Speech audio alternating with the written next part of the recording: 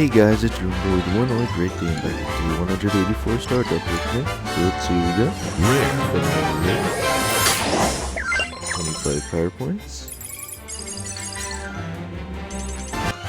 For the second star drop.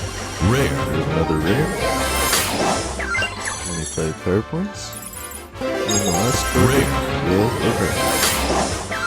25 power points again.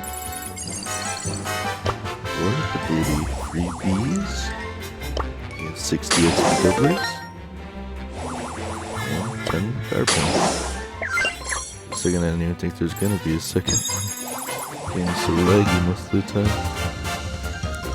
Now we've got a special offer for Bubblegum BB in the shop.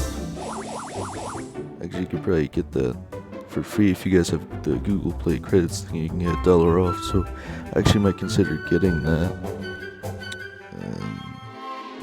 It's essentially just if you have enough Google Play credit, and for Brawl Stars specifically, you only need 50 points. You can claim it for a Brawl Stars dollar credit, so yeah, I'll probably get that. So anyway, I don't think anything significant has changed since yesterday. So as of today, currently have 3,506 XP doublers and 19,466 power points.